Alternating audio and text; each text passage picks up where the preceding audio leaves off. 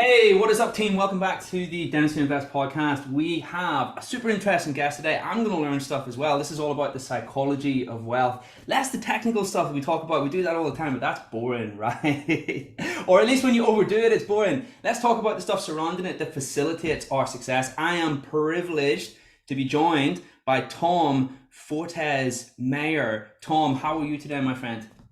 I'm good. I'm excited for this conversation. It's my favorite topic, and yeah, I love what you do and how you do it. So I'm really happy to share what we can about, the psychology of success. And this goes way beyond mindset, and we look at it's a deeper look at really who we think we are, what we think we deserve, what we think we're capable of, and how that comes about and how we can change it, and how most people are unaware of the extraordinary amount of blocks they have in their beliefs about money, about life, about love, about themselves. And people are kind of battling against a kind of limited momentum. So a lot of people's mindset work is like Sisyphus, they're pushing that ball up the hill every day. They've got miracle mornings, they're doing like all sorts of stuff to get themselves into state, but what they're not doing is going, actually, why don't I just work on the foundational beliefs so that I can actually wake up feeling like incredibly capable and incredibly deserving. And like success is normal for me. People wait till they get their success to feel happy and feel successful. It's like, no, no, no. Get happy and get successful in your sensation of self. And then the money follows that, the love follows that, the life balance follows that. Well, the analogy that I always use, which is similar-ish to that, is that lots of people sacrifice the journey for the destination, right? Okay. Yeah, yeah, but they don't realize that they get to the destination, and if you've knackered your engine along the way, you're gonna end up just resting in the corner, fantasizing about retirement. When you work in the right way, there's no fantasy of retirement. 100%. And here's the thing, here's the scariest thing of all. If we use retirement as an example, most people postpone their happiness until they're 60, 65, right? Because that's when we're supposedly happy. At least if subscribe to like conventional societal wisdom, I guess is one way of putting it. But here's what I always say to people. I always say, hey, listen, how many 65-year-olds do you see running around like, yeah, oh my God, I'm over the moon? You know what I mean, right? It's not like there's this sudden flush of happiness. And here's the thing, not to get a little too morbid, who's to say we're even going to make it that far? We have to give ourselves to be permission during the journey, which is what I think you're saying, right? Yeah, but it's permission, but it's also understanding how identity. So many people are unaware of like so many of the things that they think are familiar to them or natural to them are to do with the conditioned nurture that they experienced, and then it's not the true nature of who they are. Even your birth order has an impact on who you think you are. Right? The order in which you were born in your family, whether you're a firstborn, a secondborn, thirdborn, these things have a massive impact on how we turn up, what we believe we're capable of, whether we're going to be the good boy or the rebel, or this stuff has a huge impact. And a lot of times people aren't analyzing this. Even leaders, I go into businesses working with founders or people that own their own business, and they're not aware of the fact that they are in the role of father in a business, and are they paying attention to the relationships that their staff have got with their parents? Because that's going to play out in the boardroom. That's going to play out in how they manage people. It's going to play out in how they allow you to manage them or lead them. So much of this psychological stuff has an impact. And the success of an organization is completely limited by the success psychology of all of the moving and working parts. If half of your organization think of themselves as lowly or as having a life that's going to be average or mediocre, the whole vibration of the organization is affected by that. You want to create vertical businesses that can expand and where everyone has a chance to be included in the profitability and the capability where all of their lives can have a chance to become more and more glorious. And you expand their sense of possible and you make sure you're making enough money to make everyone a lot more money. It's like all business is like keep him on the salary and then just grow and take out the profits. It's like no, think way more expansively about how your business can bring out the very best in people, where they will stay for life, where their kids will grow up hoping to be lucky enough to work for that same company. People don't think long term like that. It's like, how would I create a business like that? If you want to grow a business with people, not everyone wants that. It's like, how do you want to live? People kind of wait till they've got the success and then they design their life. It's like, no, no, no. From day one, you want to have a clear vision and you want to like expand your sense of what's possible.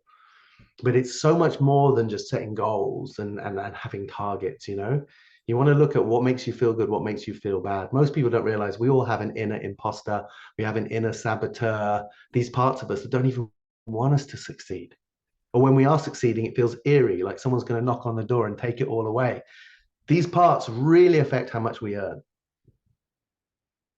hugely. And so you have to understand, where does this come from? How do I find those parts? How do I negotiate with them and get them on the team?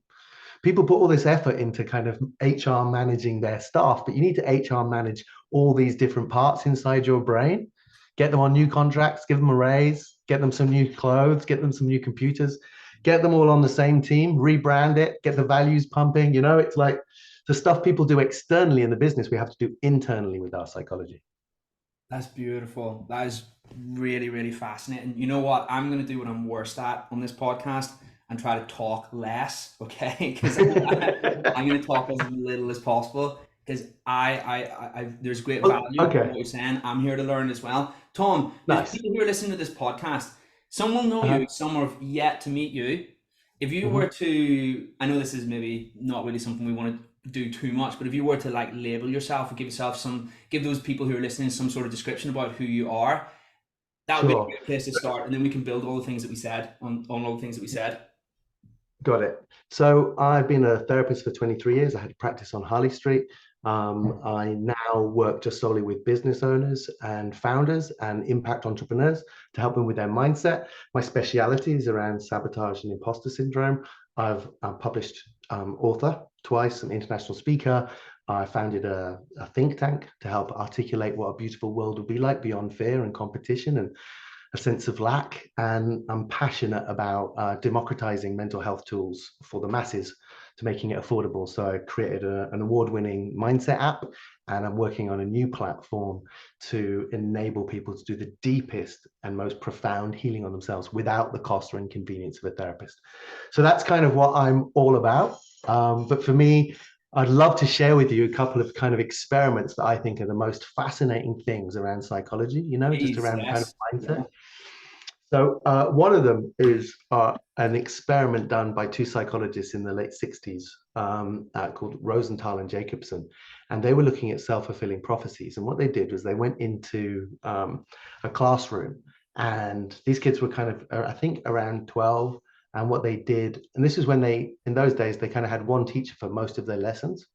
And they assessed these kids. They looked at their intelligence, they looked at their grades, they looked at their memory retention, a whole bunch of different markers for their scholastic abilities. And then what they did is they took the teacher to one side away from the kids, and they pointed out three kids that were gifted, bright, and were going to go a long way according to their assessments, right?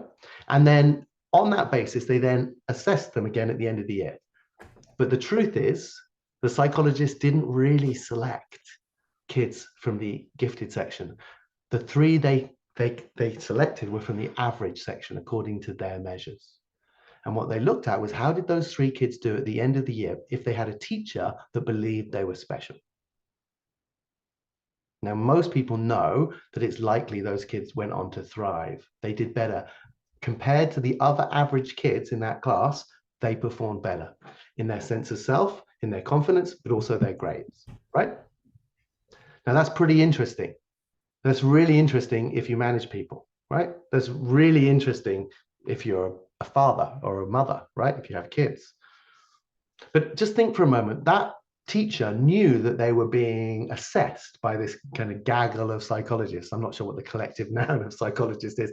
So they were conscious It's of gonna showing be it's gonna be a favoritism, right? weird one, isn't it? Yeah, yeah, yeah, They've yeah, all yeah. those weird collective A terms. clipboard of psychologists. But anyway, and so they were very careful not to show favoritism. But what the study showed is something that I would call implied expectation. So imagine that little Johnny puts his hand up and he doesn't get this math problem. He doesn't get it. Everything from how that teacher walks toward that kid says, you've got this, you're bright, you're gifted, you're going to go a long way. That implied expectation had an impact on his confidence, on his belief. Now, when you explain that to most people, that makes sense. There's no surprise. It's almost like one of those experiments they didn't even need to do it. It's just logical, right? And yes, that's important if you're a manager of other people or if you're a parent, but just stop for a moment and consider, James, how are you with yourself when you run into a challenge, a problem, something? Is your first thought, you're gifted, you're bright, you're going to go a long way, you've got this?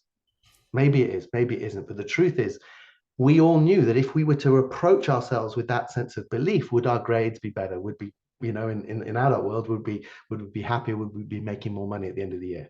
100%.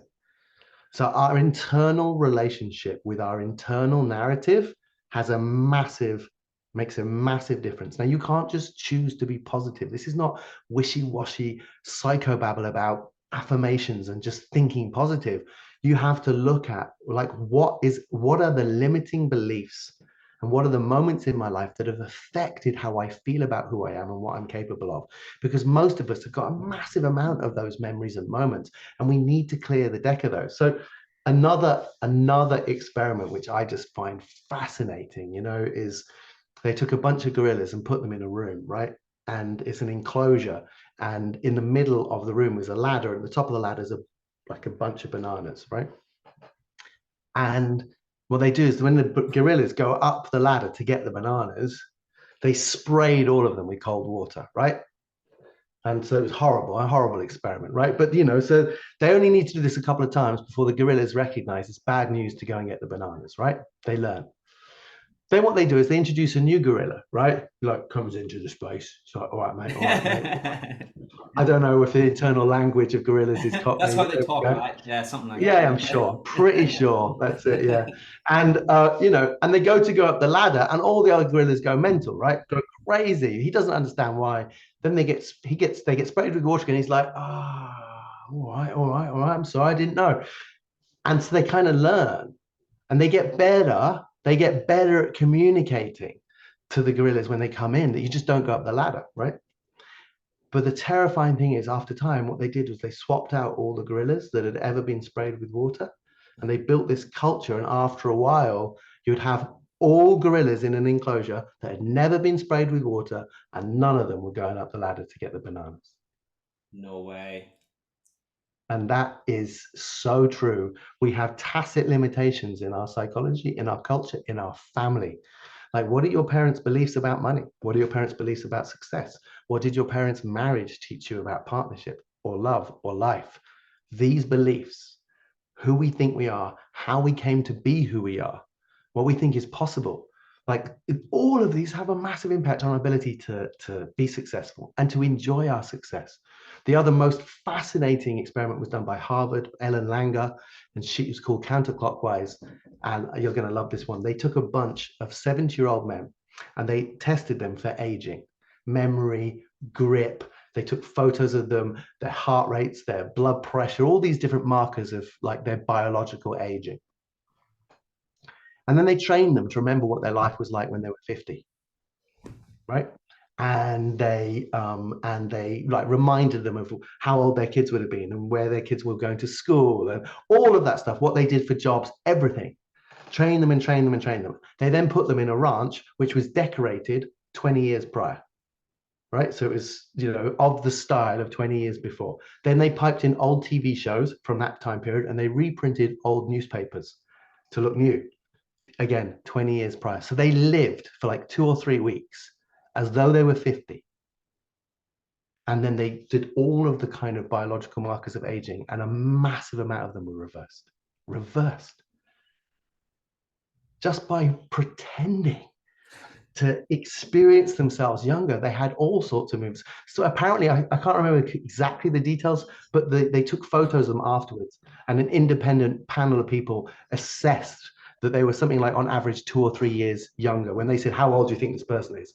And they were all aged. They thought that the after photos, they came out an average of 2 to 3 years or something younger, just having spent 3 weeks living as though they were. That's nuts. That's Our nuts. mind and our beliefs, our expectations, our identity, our culture, our childhood, our parents' beliefs, our grandfather's unresolved trauma has been proven to impact our epigenetics, dictating which of our genes are activated or not. It's massively important. It fundamentally underpins how we turn up, how we perform, and what we achieve. And for me, it's incredible that people don't spend more time thinking about this stuff, because you can change it. Nuts. And can I ask one question on that? Can I ask one Cool. question? Yeah, yeah, You said was it epigenetics? That's the word that you said, yeah, right? yeah. So is that a nature or a nurture thing, or both? As in the genes that are activated, or here's the thing, maybe the science doesn't exist to prove this yet. I don't know. Well, no, I mean, so they've proven now, so they've proven, epigenetics has been proven that the unresolved stress comes through. And so you would call it nurture at the point of stress for the grandfather, right? Yeah. But by the time it's being passed on, through the sperm, right, and the egg, then that's nature, right? So No. it's an intersection, I guess, of both, really. But it's like, and so the biology of belief, incredible book written by Bruce Lipton, is recognizing that our beliefs impact on how our genes are either being switched on or switched off. There's even cases of multiple personality, mentally unwell people who, in different personalities, have different allergies. So they'll have an allergy when they're identifying in one personality, but not in another. That is Right? nuts. For real. I mean, literally, as in histamine releases in different personalities. And of course, I've helped people deal with allergic reactions because their unconscious has decided something is a threat. I mean, it's a physiological phobic response to something which is essentially inert. There's nothing physiologically dangerous about peanuts, but someone's body has decided a peanut is a threat, and therefore it has an allergic reaction to something. There's a psychological counterpart. And so with deep level therapy or hypnotherapy or these tools that get into the unconscious mind, because this can't be changed with talking therapy. It can't. You have to get into the unconscious mind to reprogram these beliefs and dissolve the limiting beliefs and release the kind of pent up negative emotion that all of us carry. So you need the emotional detox. You need to dissolve the beliefs, and then you need to imprint new empowering positive beliefs that aren't some kind of fantasy version of you. It's the version of you always would have been had you been brought up perfectly and had enlightened teachers and never experienced anything miserable in your life. I get that. What you're not actually giving them a new identity. You're actually aligning them more with their true inner identity, which is always in there. Exactly. That's the key. People, I'm not changing you. When I work with clients, I'm not changing them into something new. I'm clearing the deck so they can be who they were always destined to be before life just beat the crap out of them. And if you're sitting there thinking, oh, life didn't, I was pretty lucky. It's like, even if you were pretty lucky, I guarantee you there's at least 50 sucky moments in your life that completely knock the wind out of your sails. And if you haven't learned how to process that, it's going to be affecting what you earn. And it's going to be affecting how happy you are. How many of you listening to this have achieved a milestone and it felt good for about 2 days? And then you're like, next, right? And Because my that stuff hand's doesn't up make for us people feel who good. can't see. My hand is Yeah. up. It's common. It's common. I work with this guy. I was talking to this guy, a while ago, and he'd raised 23 million, giving his company a valuation of 300 million. He's on set a few years. He'll be at £1 billion valuation. He's a very successful guy. And I said, when you raised that 23 million, how long did it feel good for? That 300 million valuation of your company. I went 3 days. He went 2. It's just like, because it's not where our happiness comes from. Now, at the same time, I'm not against us having extraordinary achievements. I love that. I love helping people build the lives that they adore. And it's just understanding that, our satisfaction doesn't come from what we get.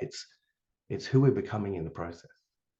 It's going to be able to put our head on the pillow at night and be proud of who we are as a man or as a woman who's in their integrity, who's performing at their best, who is giving back to the world and is having a positive impact through what they're doing, and is in principle loves themselves enough to build a life that they adore.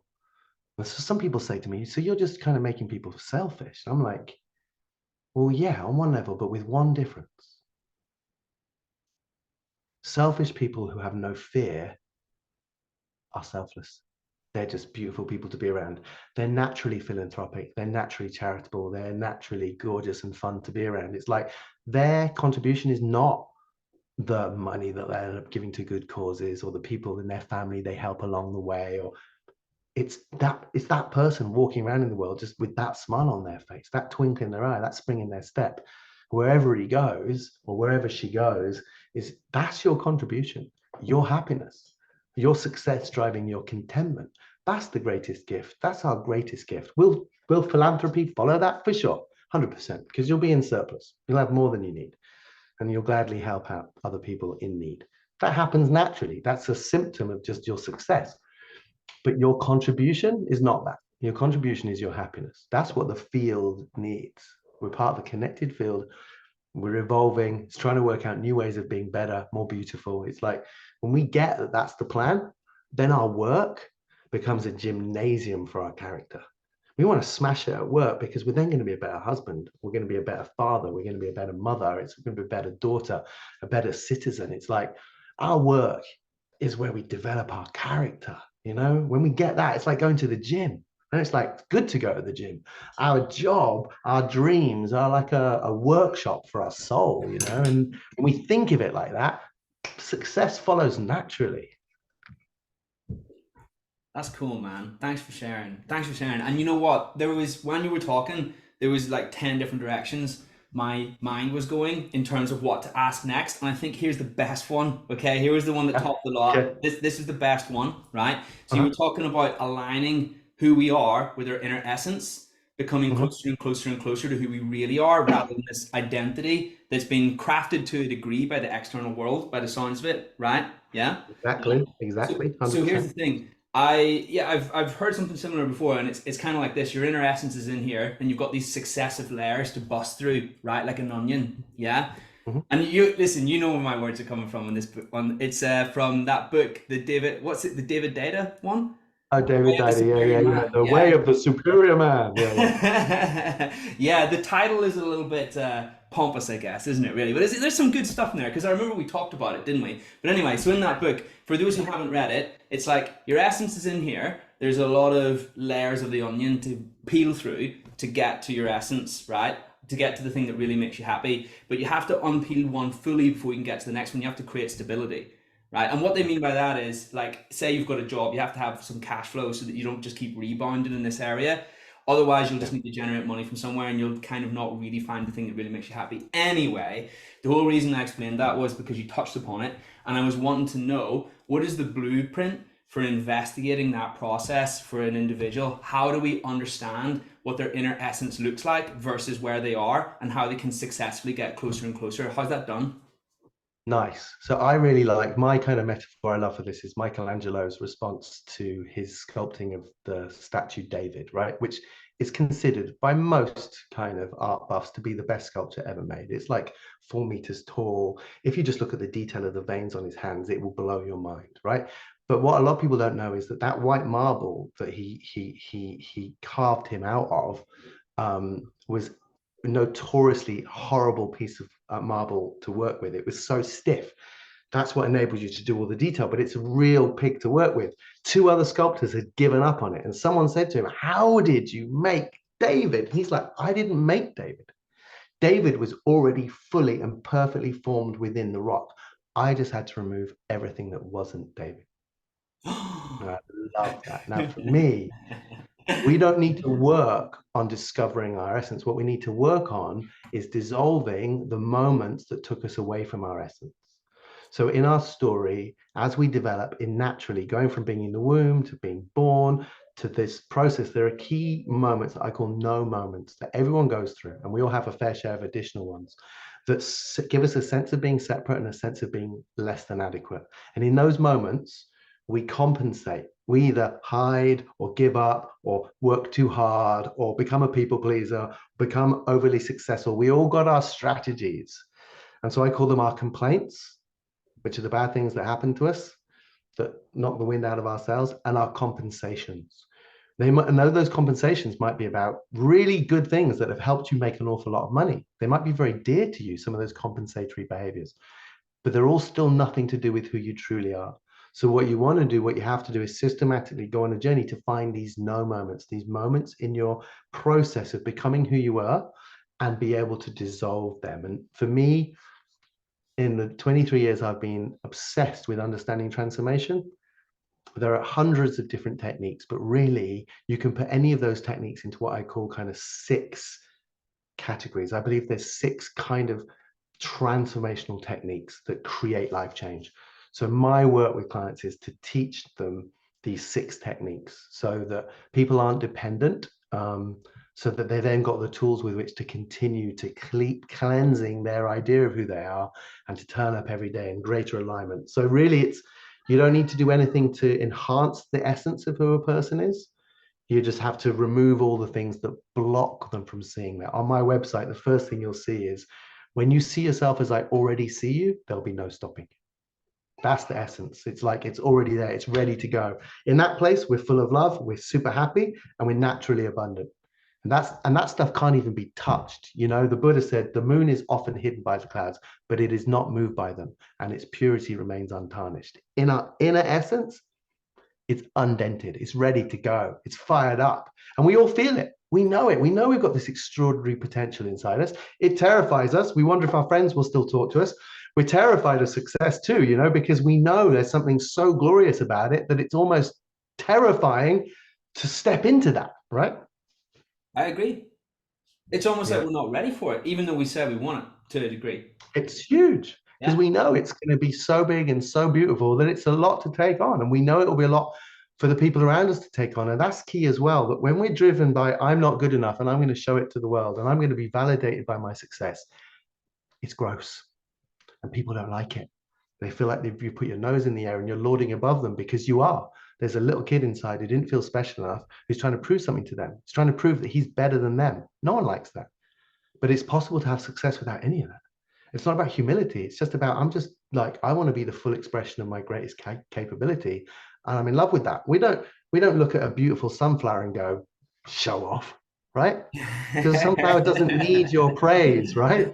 It's when someone's showing off to get validation, that's when it puts us off. So working out how to be your fullest expression, being extraordinarily beautifully unique, but in no way walking around thinking that makes you better than anybody else.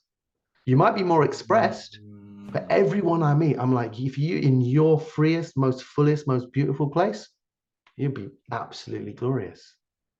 Now, everyone has that capacity to live abundantly and freely. For me, there's a connect there, and people say, oh, well, some people don't have the intelligence. For me, when you get vibrationally clearer of the stuff that's blocking who you really are, you start to kind of access a greater level of understanding of things. Like intelligence is to do with our integration. We get a much more aligned and capable creativity and capability when we clear all the decks of our doubt and our need to be special and our need to be validated, all that stuff that gets in the way. So there's no cap on us expressing our radiance, so to speak, like the sunflower, yeah, providing it's aligned, but providing it comes from a place of authenticity. It's the second that it becomes arrogant that it's an issue. Is that what you're saying? 100%, Yeah. 100%. And there's loads of people out there who are incredibly successful, who we just adore because they're just expressing their authentic selves and they're like smashing it. And we're just like, you go, man, you go. Because they're not lording over anyone. They don't need that. They're not doing it for that reason. They're just epic. And we love epic. But it's almost like, I'm more epic than you. Look at me. It's just like, it's awful. It's just egotism. And actually it just doesn't feel good because we know it's not good for them either, which is why they're behind closed doors crying into their cornflakes. They're not happy. That doesn't make them happy because nothing external does. But being in the fullest expression of our greatest glory, that feels good. Not because what we get, although we get stuff, it's because it feels great to be that version of ourselves. And when we know that's authentic, because those people just walk around trying to get everyone else to see their potential. And when you're that kind of person, you're naturally a leader. When you have that natural leadership, people will follow. They will listen. And you have the ability to raise money, to get investment, to get partnership. People will want to mate with you. You know, it's like all the good things. Just when we don't need it, we get it. This is the greatest paradox of life. Just when we don't need it, we are in the best position to get it. That's why we have such problem with politics, because those people want power, which is why they're the last people to have power. They're the last people that should have power because they want it. We need to find people who would never want to be a politician to be a politician. Yeah, Food for thought, man. it's There was so much stuff there. That was really cool. Sorry, we finished. well, I mean, we could go on for more, but yeah, I think we it's probably enough. There's a big download, but I'm happy to take one last question. Well, here's the thing. Here's what was going through my head when I heard you talking. So this is brilliant, and from a high level, this covers why we think and do the things that we do, right? Yeah. Which is it's self awareness, or at least it's Mhm. that in part. Yeah. So if we were Yeah. to make it maybe like bring it down like one step more and just focus it in, right? Yeah. What are the let's talk. Let's use the onion analogy we were talking about earlier. What do Okay. those layers often look like, or what thing do you commonly see that people need help with in overcoming, such as those traumatic incidents that we talked about, like when we were made to feel not I enough? So guess surely there's themes. well, there are. I mean, it's a big topic, but just briefly, and and we could do a masterclass on this because we'd have a bit more time to go into it more deeply. In fact, I mean, I've got a recording of a masterclass which I'd be happy to share, which is where I go into this in more detail. You can just share it with your people. Yeah, It's sure, a man. beautiful transmission, of really understanding the psychology of how we get in the way. But in the simplest form, we have to have an inner life. Socrates said a life unexamined is no life at all. What he meant by that is you have to understand who you are and how you're turning up and why you're turning up in that way, right? So it's understanding that our childhood, our parents' beliefs, all the things that happen to us, these turn us into a way of being that isn't necessarily who we really are. And the job is to be able to contemplate, how did that impact on me? What belief did I derive from that? What beliefs did I inherit from that? What story did I tell myself? And systematically rebuilding a psychology of belief and value beyond what the world has reflected to us. The world is confused and has been for a long time. And it's hard to be human without getting cynical or doubting ourselves or doubting others. And so it's about returning to our innocence, returning to our state of deservingness, and looking at everything that's dented that. And just giving, literally, honestly, it's about giving space for the feelings that were there, which we hide. We keep busy, we have another drink, we don't stop, we don't feel, we see it as vulnerability, but actually taking time to systematically go and visit those moments that were hard and to create space for us to feel the feelings and then dissolve the limiting belief that we chose to believe at that time. It really is. The techniques to do that might not necessarily be that simple, but the overview, the practical overview is really that's what's involved. And you can do that yourself. It takes courage and it takes time. But the more that you do that, the less reactive you'll be, the less angry you'll be, the less egotistical you'll be, the less jealous you'll be, the more you'll find yourself able to communicate from a state of flow and to lead creatively, the whole thing. And as soon as you get a real taste of that potential coming through more, it gets addictive in a really beautiful way. Like, I want freedom. I want natural abundance from a place of grace and capability and flow and all these things that the greatest performers talk about, these moments of sublime capability that they can't plan for. All the practice is about getting out of the way of yourself so you can get into an automatic state. And then, it's like, wow, magical things happen, magical people come our way, synchronicities occur, we attract the people who are going to help us move forward. The whole thing, we just start to, there's a vibrational kind of awareness of what's for us and what isn't. And the more we work out who we really are, the more we know what our tune sounds like. And we know when someone's playing a fiddle which matches that. The system works beautifully if we listen and we feel enough of what's true.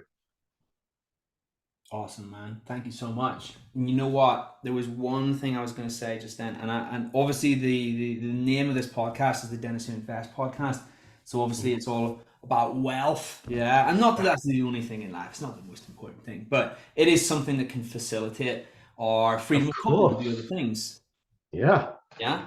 And all these things Yeah. that we're talking about, just to really nail this point home, these are all things that will allow us to be healthier, wealthier, and happier.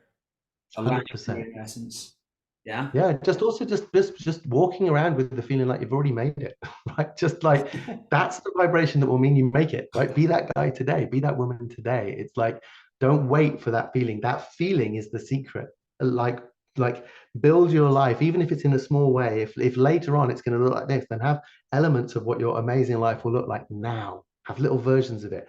Even if it's just microscopic elements, it's like, even if it's just a tiny taste of caviar or one round of golf, it's like whatever it is that is what your life will be like then, try and have some element of that now and have the joy of that because that's the guy, that's the woman, it's the state of being from which everything flows. So just walking around with a sense of your investments are well invested and you've got a good return and you're incredibly grateful. Like, if you want the quickest way to establish that amazing life, is walk around with the emotional sensations of feeling blessed and being appropriately grateful.